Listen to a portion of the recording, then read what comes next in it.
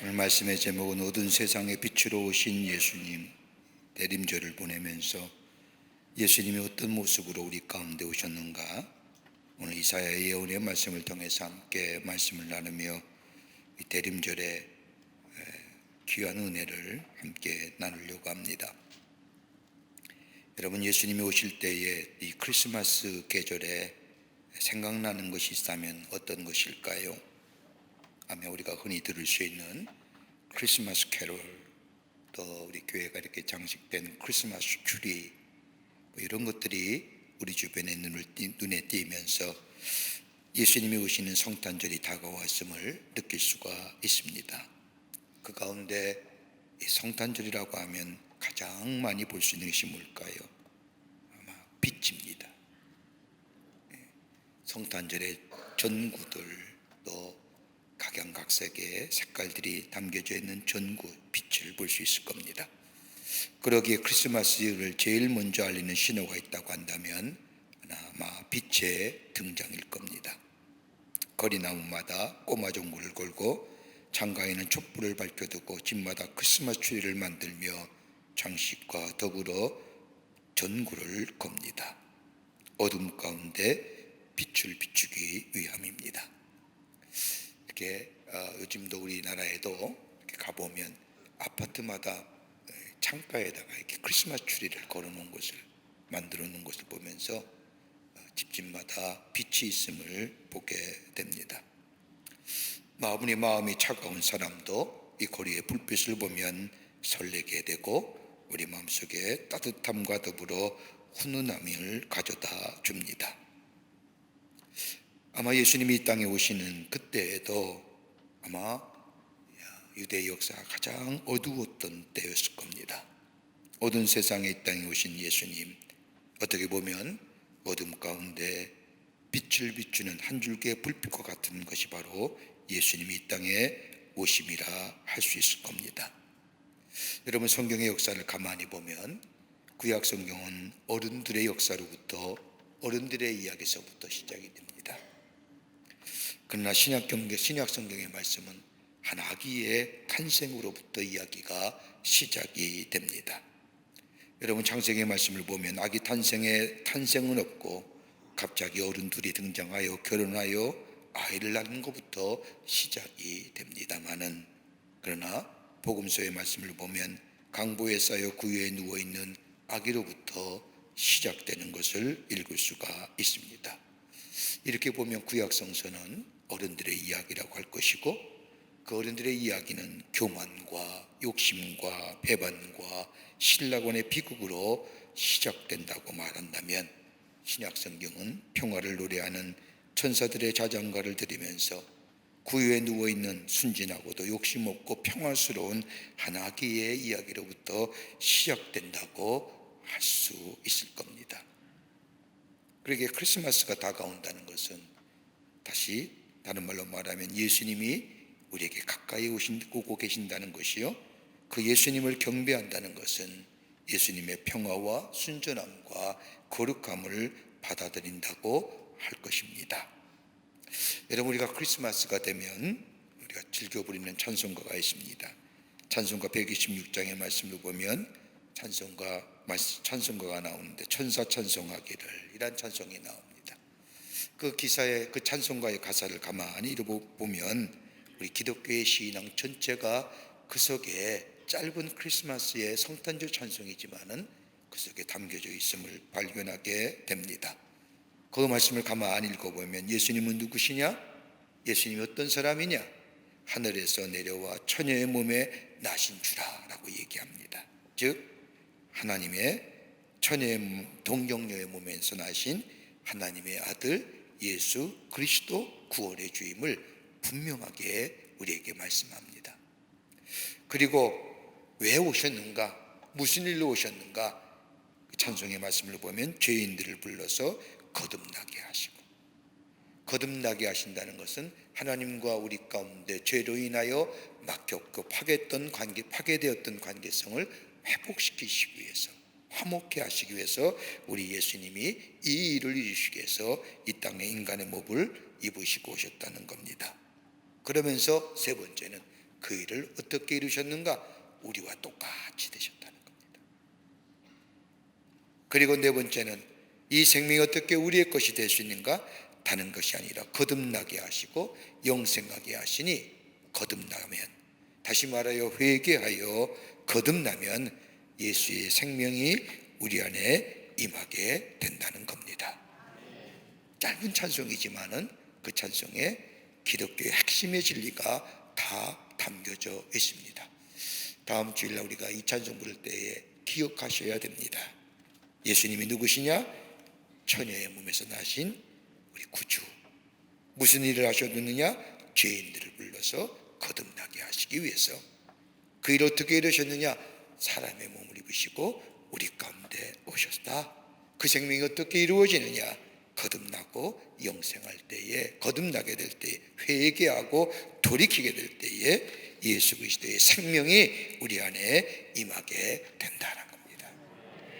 참 귀하죠. 그래서 마태복음의 말씀을 보면 예수님이 이 땅에 오신 것을 이사야서 9장 1절과 2절의 말씀을 인용하면서 흑암에 앉은 백성이 큰 빛을 보았고 사망과 땅과 사망의 땅과 그늘에 앉은 자들에게 빛이 비추었도다 라고 말씀합니다. 요한복음에 와서는 예수님이 이 땅에 오심을 참 빛곧 세상에 와서 각 사람에게 비추는 빛이 있으다니 그가 세상에 계셨으며 세상은 그로 말미암아 지음 바 되었으되 세상이 그를 알지 못하였고 라고, 빛이 우리 가운데 오셨다는 겁니다. 그러기에 마태복음이나 요한복음은 공통적으로 예수님이 이 땅 오실 때에 어떤 시대였느냐? 어두웠던 시대였음을 우리에게 말씀을 통하여 가르쳐주고 계시는데, 그 어두웠을 때에 우리 예수님이 인간의 몸을 입으시고 우리 가운데 오셨다는 겁니다. 여러분, 어둡다는 게 뭘까요? 어둠이라는 게 어떤 걸까요? 어둠은 우리에게 두려움을 가져다 주기도 하지만 보통 어둡다는 것은, 세상이 어둡다는 것은 다름이 아니라 악과 고난이 가득 차다는 겁니다. 폭력과 불의와 권력남용과 이로 인하여 슬픔과 악이 성행했던 시대를 가리켜서 어둠의 시대, 어둠이라고 얘기합니다. 이 어둠이 행하던 때에 저 폭력과 불의와 권력의 남용과 그로 인하여 슬픔과 악이 활개치던 그때에 빛이 이 땅에 오셨는데, 그 빛이 곧 누구냐? 예수님의 탄생이요 예언의 성취라고 성경은 우리에게 말씀하고 계십니다. 하나님으로부터 온 빛이 왜 인간에게 필요한 것일까? 왜 빛이 필요한 것일까? 이사야서 8장의 말씀을 보면 좀 더 구체적으로 우리에게 이렇게 설명합니다.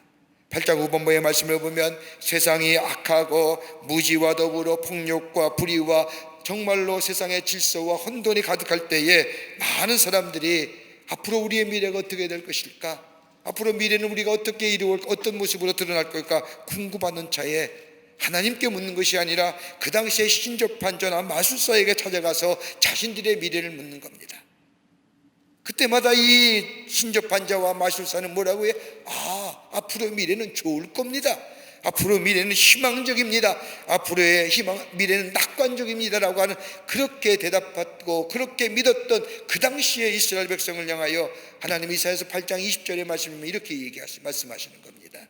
이 땅이 헤매며 권고하며 굶주릴 것이라 땅이 굽어보아도 환난과 흑암과 고통의 흑암뿐이니라.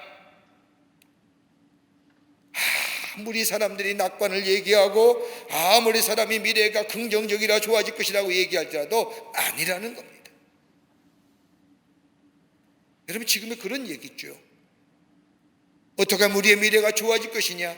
앞으로 우리의 미래는 어떻게 될 것이냐?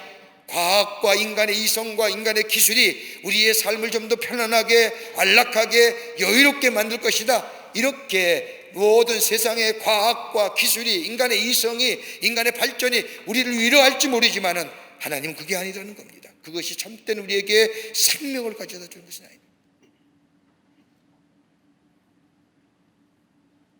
저 이사야 시대도 마찬가지입니다.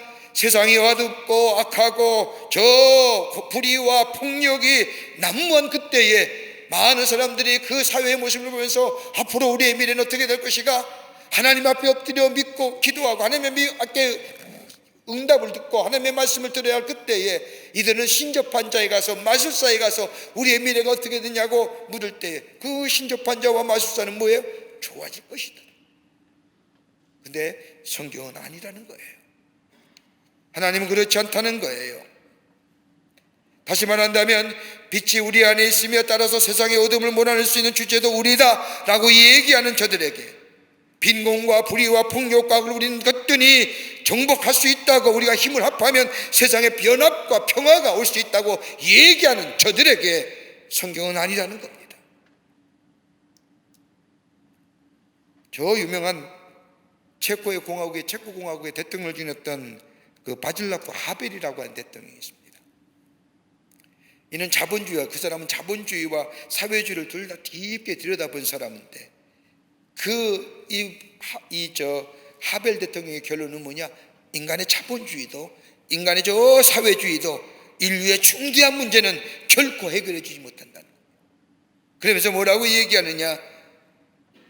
인류가 추구하는 행복한 삶은 자기들이 가지고 있는 힘과 노력으로 인하여 이루어질 수 없으며 민주주의라도 부족하고 사회주의라도 부족한데 해결받는다는 것이 아니라 하나님께로 돌아가 그분을 구할 때야만이, 다시 말하면 인간 스스로가 신이 아님을 인정해야 될 때만이 인간은 참된 행복, 참된 평화, 어둠을 멀어지고 참된 화목의 역사를 가질 수 있다고 얘기합니다. 우리가 가만히 보십시오. 크리스마스를 우리의 기쁨과 우리의 위로와 우리의 즐거움과 우리의 안락함과 우리의 편안함을 추구하는 그 계절이 아니라 예수님이 이 땅에 오셔서 어두운 이 세상 가운데 그럼에도 불구하고 예수님이 오심으로 인하여 희망이 있고, 이사야 9장 2절의 말씀처럼 사망의 그림질 땅에 거주하던 자에게 빛이 비춘다고 하는 말씀처럼 이 땅의 새로운 빛, 구원의 빛 우리에게 주시기 위해서 우리 예수님이 이 땅에 오신다는 겁니다. 그렇다면 어떤 모습으로 우리 가운데 오실까요? 오늘 본문의 말씀을 통해서 함께 말씀을 나누며 은혜 받기를 원합니다. 첫 번째는 우리에게 생명 주시기 위해서 이 땅에 오신다는 겁니다. 9장 2절 말씀을 보면 사망의 그림질 땅에 거주하던 자에게 빛이 비추더라고 예수님이 이 땅에 오심을 예언합니다. 빛이 비추었다는 겁니다. 여러분, 빛이 어떤 거예요? 생명을 주는 거예요. 빛은 우리에게 생명을 주고 빛은 우리에게 아름다움을 주고 더 나아가 빛은 우리에게 가야 할 길을 보여줍니다. 그러게 빛은 우리에게 생명이요 아름다움이요 더 나아가 진리가 됩니다. 여러분, 가만 보십시오. 생명이 먼저입니다. 생명의 소중함을 알아야 됩니다. 생명이 있으니 아름다움이 있는 것이고 그 아름다움이 있을 때에 가야 할 길을 가게 될 것이고 진리 안에 거할 때에 생명과 더불어 아름다움이 빛나는 겁니다. 그러게 빛이 우리 가운데 왔다고 하는 사람이 아니라 우리에게 가장 원초적인 생명을 가져다 주는 겁니다. 그 빛은 무엇이냐? 우리 예수님, 곧 하나님이라는 겁니다. 그러기에 사도행전 17장 28절의 말씀을 보면 우리가 그를 힘입어 살며 기둥하며 존재하느니라. 너희 시인 중 어떤 사람들의 말과 같이 우리가 그의 소생이라 하더니라. 하나님만 힘입어서 우리가 살며 기둥하며 존재한다는 겁니다.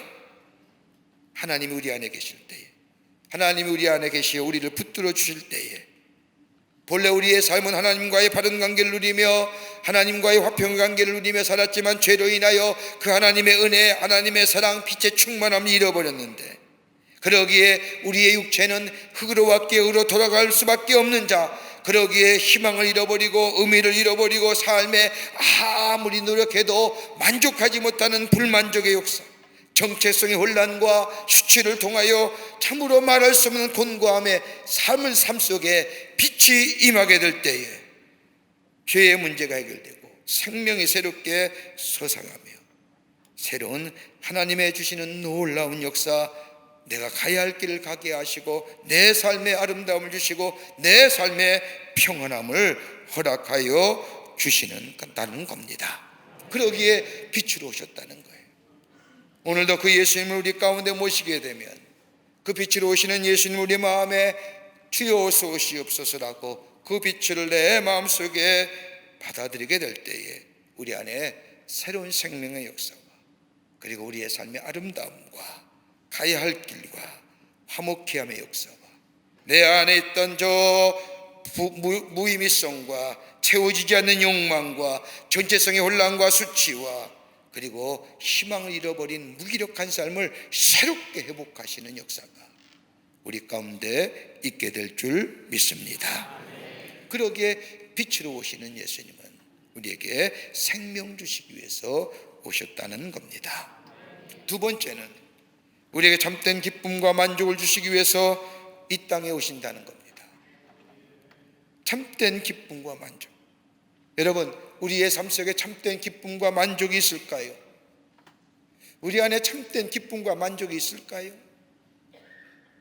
참된 기쁨과 만족은 우리 안에 없는 겁니다. 여러분, 아무리 인간이 노력하고 애쓴다 할지라도 그 안에 기쁨과 만족을 채워지지 못하는 거예요. 그런데 이사야서 9장 2절의 말씀을 보면 하나님의 빛이 우리에게 어떻게 임하시는가? 사망의 근질 땅에 거주하는 자에게 빛이 비치도다, 비친다는 거예요. 비치도다라고 하는 이야기는 직역하면 번쩍이다는 거예요. 어떻게 번쩍이느냐? 이사야서 9장 6절과 7절의 말씀을 보면 그 직설적인 답을 우리에게 이야기합니다. 한 아이가 우리에게 낳고라고 얘기하며, 여기 낳다고 하는 것은 뭐예요? 빛이 임하는 방식을 얘기하는 거예요. 어떻게 임하시느냐? 번쩍임에 임하신다. 그래서 유명한 교회 학자는 뭐예요? 예수의 탄생을 뭐라고 해요? 인간의 역사의 한복판에 인간의 역사를 꿰뚫고 우리 가운데 찾아오신 하나님이시라. 번쩍임에 오신다는 거예요. 저 천둥과 번개를 칠 때에, 여러분, 번개가 천둥을 칠 때에 갑자기 하늘에서 번쩍이는 것처럼 우리 예수님이 이 땅에 오신다는 겁니다. 그 예수님이 가진 빛의 역사가 어떤 것이냐? 오늘 이사야서 9장 6절과 7절의 말씀을 보면 5가지로 얘기합니다. 기묘자라, 모사라, 전능하신 하나님이라, 영존하시는 아버지라, 평강의 왕이라. 여러분, 다음 주에 우리 성가대가 메시아 연주하는데 핸델의 메시아 가운데 모사가 되시는 하나님, 전능하신 하나님, 영존하시는 아버지, 평강의 왕, 기묘자, 어떤 모습으로 우리 가운데 오시느냐? 여기 오늘 이 이사야 선지자의 말씀에 의하면 영존하시는 하나님, 영원히 계시는 하나님, 우리 가운데 영원히 계시는 하나님, 늘 우리 가운데 인간이시며 또한 하나님이신 그분이 우리와 영원히 우리 안에 계시는 분으로 우리 가운데 오신다는 겁니다. 그리고 어떤 분으로요? 모사로. 여기 모사라는 것은 다름이 아니라 카운셀링이에요. 카운셀러. 우리의 아픔과 우리의 슬픔을 아파하시며 우리를 위로하는 자로. 그러기에 예수와 함께하는 자, 우리의 위로자가 되시고 우리의 슬픔과 아픔을 위로하시고 함께 아파하시고 함께 기뻐하시는 자로. 또 어떤 분은 오느냐? 기묘자로 오신다는 겁니다. 기묘자는 다름이 아니라 놀랍고도 아름다우신다는 뜻이라는 겁니다. 아름다운 것, 우리 안에 진정한 아름다움으로 기묘자로 우리 안에 오신다는 것. 우리의 어둠을 아시고 우리의 같은 처지를 아실 뿐만 아니라 인간의 몸을 입으시고 이 땅에 오셔서 십자가를 지심으로 우리를 구원하신 그 하나님의 놀라운 사랑, 순수한 사랑의 모습으로 우리 가운데 오신다는 겁니다. 또 하나의 오시는 모습은 뭐냐? 평강의 왕으로. 주님을 모시는 자마다 평강이 임하며 평화가 임하며 평화가 사라진 그 어둠 속에 빛으로 오시는 예수님을 향하여 평화를 주시고 화목케 하시고 하나 되기 위해서 우리 주님이 이 땅에 오신다는 겁니다. 그러게 주님 모시고 사는 삶에는 하나됨의 역사가 있는 겁니다. 빛의 역사를 통하여 화목의 역사가 있게 됩니다. 이것이 바로 우리 주님이 이 땅에 오신 참된 기쁨과 만족 주시기 위해서. 끝으로 예수님이 이 땅에 오시면 다는 게 아니라 은혜의 선물 주시기 위해서 이 땅에 오신다는 겁니다. 우리 예수님이 이 땅에 오시는데 전능하신 하나님이요 영존하시는 아버지요 묘사요 기묘자로 평강의 왕으로 오시는 예수님이 오늘 우리 안에 계시면 우리에게 참된 기쁨과 만족과 화해와 화목의 삶을, 치유의 삶을 허락하여 주셔서 우리의 입을 열 때마다 하나님을 향하여 찬송의 삶을 살아가게 하시는데, 오늘 성경 말씀을 보면 한 아기가 우리에게 낳고 오라고만 하지 아니하고 한 아들을 우리에게 주신 바 되었는데, 주셨다는 거예요. 주신 바 되었다는 거예요. 여러분, 주신 바 되었다는 게 뭘까요? 선물이에요. 여러분, 그래서 우리가 성탄절에만 하면 선물을 서로 주고 받는 이유가 여기에 있는 거예요. 우리 하나님께서 우리를 위하여 그 아들 하나밖에 없는 예수 그리스도를 우리에게 주신 바 되었다는 거예요. 선물이에요. 여러분, 선물은 거저 주는 거예요. 여러분, 선물 줄 때 내가 다가올 다른 대가를 바라며 선물 주는 사람은 아무도 없을 겁니다. 선물은 그냥 거저 주는 거예요. 받을 것으로 생각하지 아니하시고 거저 주는 은혜의 선물. 우리 예수님께서 이 땅에 빛으로 오셔서 우리에게 참된 평안과 만족과 기쁨을 주시는 것, 그 빛을 받아들인 자마다 우리 안에 기묘자가 되시고 머사가 되시고 영존하신 하나님이여 평화의 왕이 되시는 것, 이 주님이 우리 안에 오시는 것은 하나님의 전적인 은혜의 선물이에요. 그것을 받아들이는 자에게는 이 은혜가 기쁨과 만족과 찬송의 삶을 살아가게 하지만은 이 빛을 거절하는 자에게는 영원히 저 어둠 가운데, 저 불만족 가운데 살아가는 자로 살아갈 수밖에 없다. 어떤 한 친구가 몸이 좀 뚱뚱한가 봅니다. 친구한테 선물을 하나 받았는데 그 선물을 뜯어보니 다이어트하는 책입니다. 그리고 또 다른 친구가 선물을 주었는데 선물을 들여다 보니 책을 한 권 주는데 책의 제목이 이기심을 퇴치하라는 책. 그 선물을 받은 친구가 가만히 생각하면 해보니 이렇게 생각되는 겁니다. 나는 뚱뚱하고 이기적인 인간이다. 선물로 준 책들 왜곡되게 해석한. 한 친구는 자신의 몸이 뚱뚱하니 다이어트에 관한 책을 선물로 주었을 것이고, 또 친구는 다른 것이 아니라 그저 평시에 그 시간 쪽에 많은 사람들이 읽던 책 한 권을 선물로 줬는데 이 친구는 그 선물을 왜곡되게 해석하는 겁니다. 아, 나는 뚱뚱하니 뚱뚱한 사람은 이기적인 사람이다, 그러기에 나보고 이기적인 사람이라고 생각하지 않는가? 왜곡되게 해석.